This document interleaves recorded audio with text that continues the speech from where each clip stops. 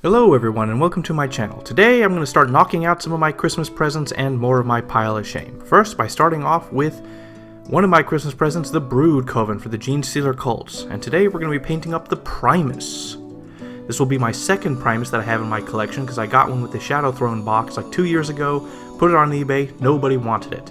And now, everyone wants 3. Focus on getting a collection, guys. The meta will ever shift and change. Here is all the paints that I used for this, and as well as I assembled all the models in the box up to the point that they would get in the way of painting. As far as the Primus goes, his head and his legs are separate, everything else is assembled. I primed all the models together with my black car primer, matte black, and then I wanted to start with the bases first. So I am now going into the army. Before I have done these models, but I didn't really have any focus on basing. So I'm going to use AK Interactive's Dark Earth and Asphalt, as well as AK Puddles, and Avalanche Sunsat, Agrax Earthshade, and Karak Stone in order to make these bases. So basically I applied the asphalt all over, it came out like a liquid and eventually dried into like these solid plates and looked like good asphalt. The problem is it really was dull and just flat with a few cracks. I then applied the asphalt again, but this time with a rough brush all over to like add texture to it to make sure it wasn't as smooth. And that kind of added some dimensions to it. I then used a hobby knife to score in holes, create holes, ridges and stuff like that to show like, well, what we see on the day-to-day on the way to work. Piss poor roads. And then I took the dark earth, applied it into the holes, and like dabbed it around in the area to show dirt and mud. However, this was a bad order. The first thing I should have done is taken my paint and paint my like highway lines, whatever those are called, strips, lines, whatever, onto the bases first, and then done all the scoring of holes and the dirt added so it would mesh better. After that was all done, I added some Agrax Earthshade all over, and it worked decent. Then finally with the AK Interactive Puddles, I mixed it a little bit with Karak Stone and then applied this epoxy thingy into the holes to make it look like wet water and stuff, and applied it like sort of around the edges and stuff. That wasn't needed, and it didn't look good in the end. And I will revisit the bases later because they're just missing something, which I'll get to later. And now with Corn Red, Evil Sun Scarlet, Wild Rider Red, and Troll Slayer Orange, we're going to do his cape, the inside, first. So I'm going to start out with a base layer of Corn Red all over. Then we're going to do a 1-to-1-ish mix of Corn Red and Evil Suns, and just fill in the insides except for the deepest, darkest recesses or folds and stuff where the light really is not going to hit. Now there is some super glue spread out around on the inside from like assembly that looks terrible, but luckily it's in places that no one is ever going to see, and no point in really focusing on painting them either. Then pure Evil Suns on the more raised areas, and then I do a 1-to-1 mix of Evil Suns and Wild Rider Red, and I start painting lines everywhere. Horizontal and then vertical lines and stuff like that, or vertical and horizontal, I can't recall. And then did a 1-to-1-ish mix of Wild Rider Red and Troll Slayer Orange. Did the same thing, more lines to add some depth and stuff. I'm still working on it. Unfortunately, this wasn't my best, but it was decent. And then pure Troll Slayer Orange on the edges of the folds, or the robes, where they meet with the outside. And then I take Corn Red, water it down heavily, and apply it as a wash to sort of tie all the colors together, and apply a few more layers of the wash after it dries in specific areas in order to sort of go more better transition from light to dark. And then another little off-camera highlight of Troll Slayer Orange on the very edges of the cape. And yeah, that was the inside. Alright, with Corvus Black, Eshin Grey, Nuln Oil, and Dawnstone, I'm going to paint the outside of his cape. So basically, base layer of Corvus Black all over, then 1-to-1 of Corvus and Eshin Grey, basically painting 90% of everything. Actually, I ended up painting everything on it. Then I took pure Eshin Grey and painted it on like 90% of it, the more raised areas, basically where there were deep folds and stuff, I didn't. And I did sort of a feathering pattern to help it blend better. And I did a few layers of this, and then I went with Dawnstone, mixed with Eshin Grey, and then painted it straight lines on the more raised areas, and then did horizontal lines everywhere to sort of add some texture to it. And then I applied Nuln Oil all over, watered down a little bit, which I end up regretting. For some reason, it didn't turn out too well. It was a bit worse than the Corvus Black washes, or like using the darkest paint to create a wash. And essentially, whatchamacallit, I then apply more Dawnstone as a highlight, and it was so-so. I then went back off camera and just added more of the lines that looked more appropriate. I think I may have messed up with like the overall flow of like the robe lines and stuff like that to add some texture and dimension to it. It was a bit meh, but in the very end I took Corvus Black, turned it into a wash, and applied it all over, and it did a much better job of coverage and color change than the Nuln Oil. I'm beginning to find that some of these paints are holding me back, or they don't work as well as I would like. Like, they were good when I was more of a beginner, and they have their place, but over time I'm beginning to find like Nuln Oil and these other shades and stuff they have limits that I am surpassing.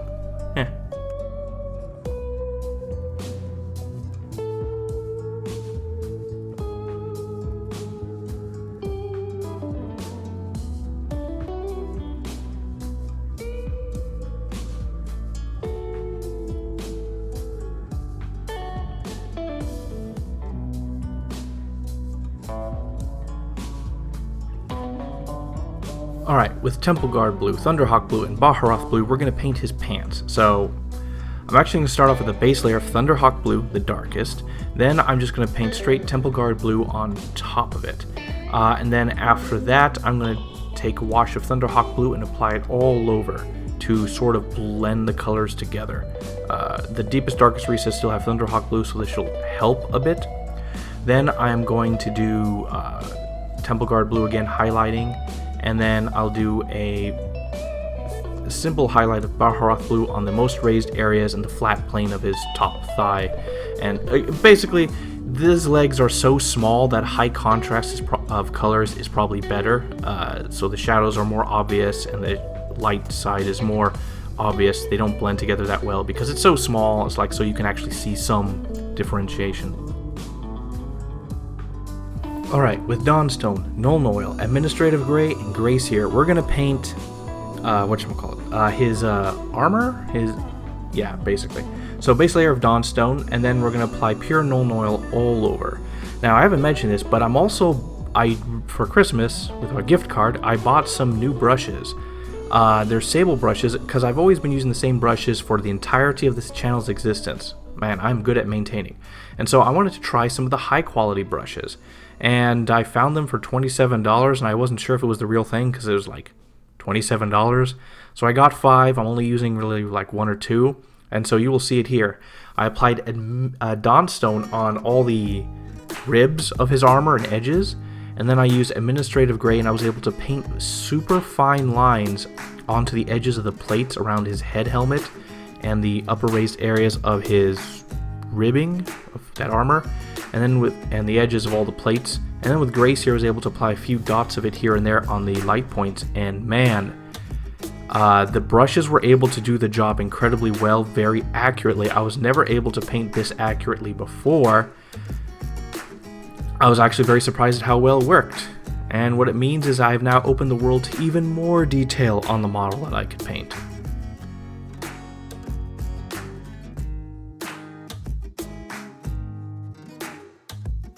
Alright, with Corvus Black, Cantor Blue, Calidor Sky, and Temple Guard Blue, we're going to paint his Genestealer arms. So what I'm going to do is I'm going to take Corvus Black and Cantor Blue 1-to-1 and apply this as the base coat. Then I'm going to take Cantor Blue and paint the big open flat plates of his armor, or chitin, whichever. Then with Calidor Sky, I'm going to paint the edges, highlights on his chitin stuff as best I can. Basically the sharp edges as best I can find. Also, these brushes did incredibly well, and I was able to do this fairly easily. Then I did a mix of Calidor Sky and Temple Guard Blue, and did a finer highlight all over. And then finally pure Temple Guard Blue, dot here and there to show light points. Then I went back and made a wash of Corvus Black and applied it all over, maybe once or twice, depending on how thin you make it. But one all over, and if it's still not good enough, you can apply a second one like on the underside of his arms and stuff to show shadow.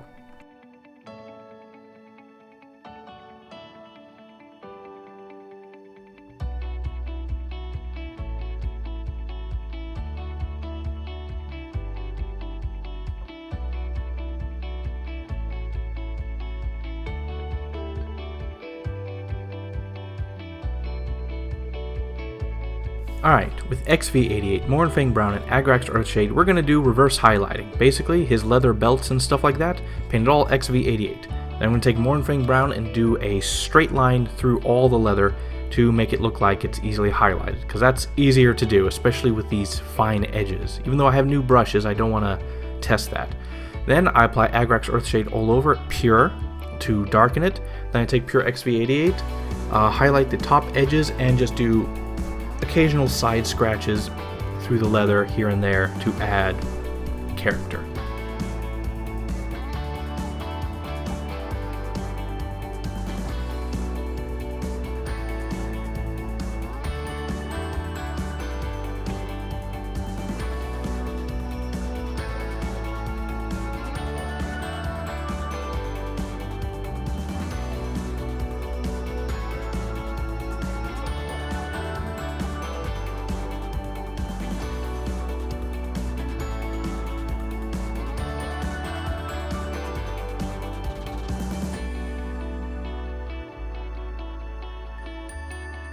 Alright, with Cadian Flesh Tone and Pallid Witch Flesh, I'm going to paint his hands, which are human-ish. So basically, Cadian Flesh Tone base.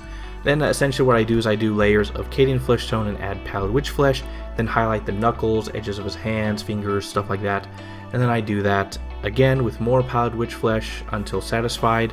And then I tie everything together and help it colors blend together with a thin wash of Cadian Flesh Tone again.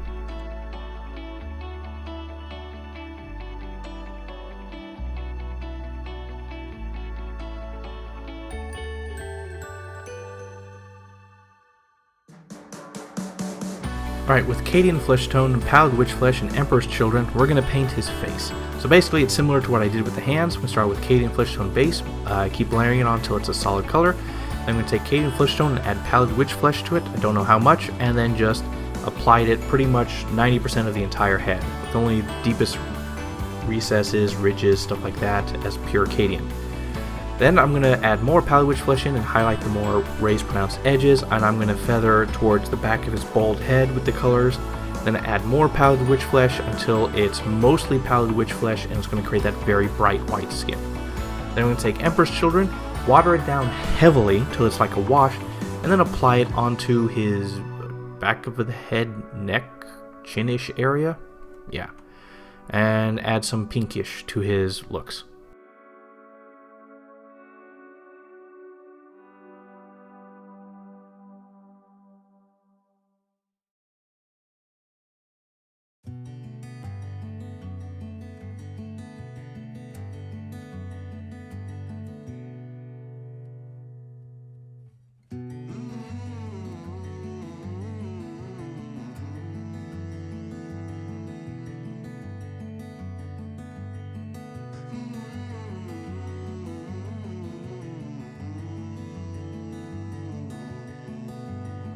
Alright, with Nagaroth Knight, Corvus Black, and Pallid Witch Flesh, and a 0.25mm pen that I didn't show here, basically I'm going to do his eyes and stuff. So Nagaroth Knight, I'm going to apply onto inside his eyes and like his ears, water down heavily, it's basically a wash. And I make sure very little gets on. Then I use Corvus Black and I apply it onto his mouth to create like the black of his mouth. And then yeah, that's pretty much it. Then with Pallid Witch Flesh, I couldn't do this on camera because it is so tiny and I had to focus. I basically had this model like an inch from my eyeball. Basically, I tapped with a fine brush to create the white of his eyes, the eyeball, and then with a fine millimeter brush, I applied his irises. I also, with a fine brush and the white, was able to apply some teeth. It's a little bit of a mess, but like, it's really hard to do, and for some reason the paint didn't want to come off that easily with that tiny, small, minuscule amount. So, I mean, I took this as a win. This is definitely an improvement, but man, that was hard. Alright, with Thunderhawk Blue, Templeguard Blue, Cyberite Green, Cabalite Green, and Snarsonic Green, which I add in later. So basically I'm going to paint his sword. So with Thunderhawk Blue, I'm going to apply it all over as the base, and the Thunderhawk Blue is going to be the color that ties everything together. Then with Thunderhawk Blue and Cybright Green, watered down a lot, I'm going to apply it to every part except the middle, and so it'll be brighter green, then dark bluish, and then brighter green. Then with Thunderhawk Blue and Temple Guard Blue, I mix them together 1-to-1-ish, and then apply it along the edges of the entire sword. That's pretty much it.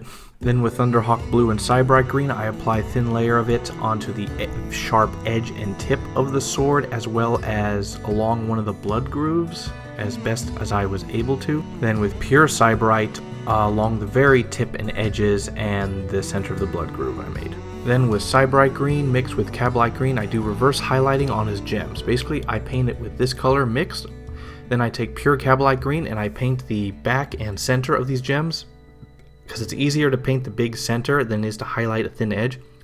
Then I go with Snarsnick Green at the very end and apply little dots of it on the front parts of each of the gem to add a light point, and on the very sharp jagged edges of the sword on both sides.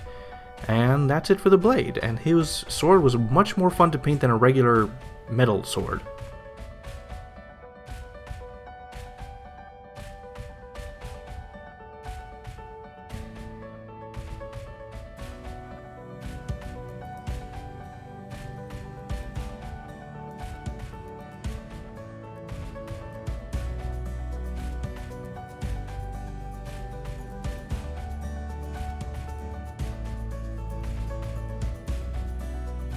Alright, with Uriel Yellow, Dorn Yellow, Evil Sun Scarlet, Wild Rider Red, Cablite Green, and Cybright Green, we're going to paint like all the little doohickeys, buttons, and stuff like that, lights. So first with the lights, with Uriel Yellow, base layer. Then with Dorn Yellow, mixed with some Uriel Yellow, because the Dorn Yellow is terrible and needs to be mixed with Uriel Yellow to make it passable. I then apply a dot of it on each of the lights, and as best I can in the searchlight he has in the middle. Then with Evil Sun Scarlet, we're going to paint some like button in the back, but as well as the wires he has on his fingers, and then highlight them with a Wild Rider Red on top. Then do the same thing with Cablite Green, painting one of the wires, and then do a Cybright Green highlight on top of the wire. That's it.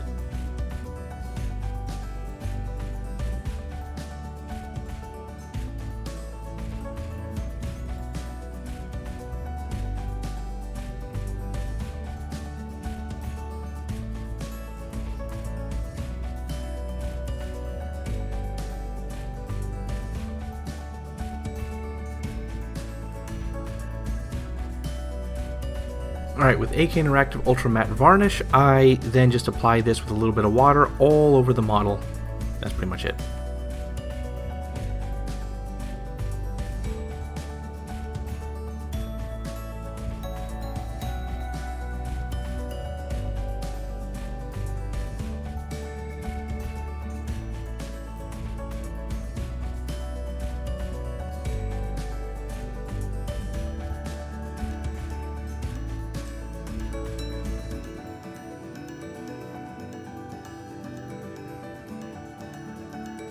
Alright, with Iron Warriors, Nuln Oil, and Duraluminum, which is just a very bright silver that works, because GW silver is terrible, we're going to paint the metal. So Iron Warriors all over. His gun, belt buckle, doohickeys, claws, pieces of a sword, sword handles, gun.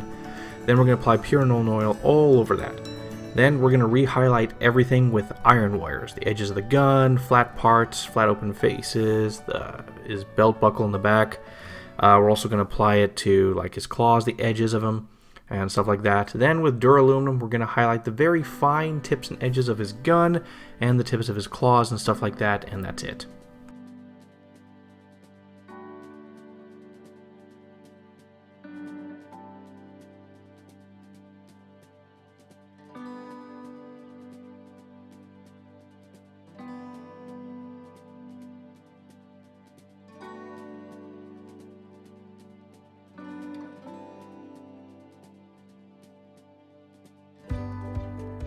Alright, with Fulgurite Copper, Seraph Sepia, and Sycorax Bronze, we're just going to do what we've been doing with small gold trinkets. Fulgurite Copper base, Seraph Sepia pure, water heavily applied on, and then highlight the edges and stuff like that with Sycorax Bronze and call it a day.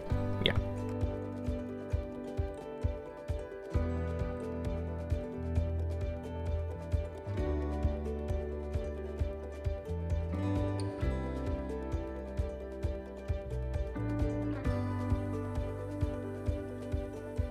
We then assemble the model fully. I then carefully try to place his head in properly so it fits in. It's actually kind of a tight squeeze, and I had to patch up some paint that got torn off from his skull.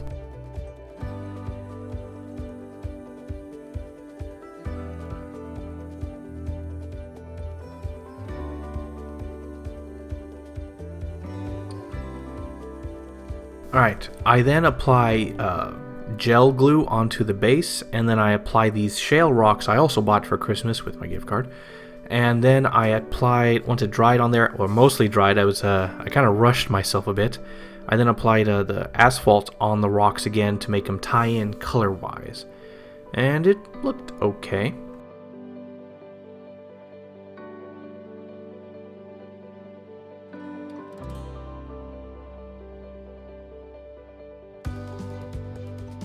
And then done. Assembling onto the base, just super glue and stuff, and fix up any mistakes here and there.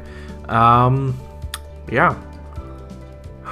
Well, this was an interesting video because it's like I forgot everything of how to paint, because the new brushes are interesting. They're very interesting. They're very precise.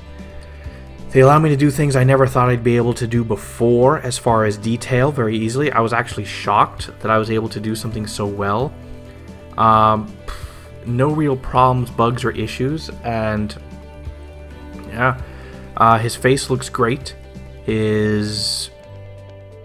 Actually, that's the only thing I think really looks really great, or that I was able to improve upon. The armor is a bit duller than the Acolyte Icon Award I had, but meh. His arms, his Genestealer arms look actually pretty good. His sword looks good. His cloak, I'm not too happy about the outside. The inside looks okay. His feet look great. I was able to highlight so many details on his feet. It's ridiculous. Like, what am I supposed to think here? It's like, it turned out really good. This is...